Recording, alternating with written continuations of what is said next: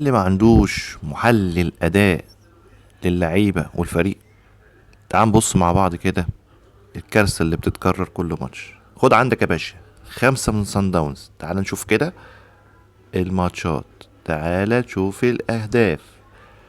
بص يا سيدي، دخل فيك جول في الدقيقه 72 وجون في الدقيقه 88، دخل فيك هدفين. تمام، تمام، عادي بتحصل. طيب نشوف الداخليه، الماتش اللي قبل اللي فات، دخل فيك جول في الدقيقه كام؟ لا لا لا لا، ده 90. على عادي بتحصل. نشوف بقى. سلام، يا سلام، الناس لو بتبص على الارقام.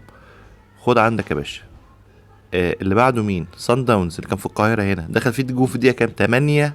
الدقيقه 80. لا ده حاجه بسيطه عادي بتحصل برضه. طيب نشوف بعده. سيبك من اسوان والهلال، خش على فلامينجو. فلامينجو كده تقولها كده، فلامينجو. دخل فيك جولين يا باشا في الدقيقة 77 والدقيقة 90، وضرب الجزاء في الدقيقة 84. ماشي، عادي بتحصل. ريال مدريد، دي اخر شوية ماتشات، اخر 4 5 ماتشات للاهلي، يعني مش من بعيد قوي. بص يا باشا، دخل فيك جون في الدقيقة 90 93 والدقيقة 98. يعني ده بيقول لك ان في مشكلة في اخر ربع ساعة.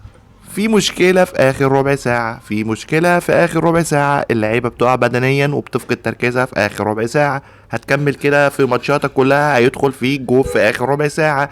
النهاردة النتيجة 3-2. أنا كأهلاوي بتمنى إن الأهلي يدافع، لأن الأهلي هيخش في جون والتاني والتالت. الأهلي هاجم دخل في الرابع ودخل بعدها في الخامس. والله الموضوع سهل جدا، بس هو اللي مصعبين علينا. بصوا للأرقام، يخرب بيوتكم، بوظتوا سلام.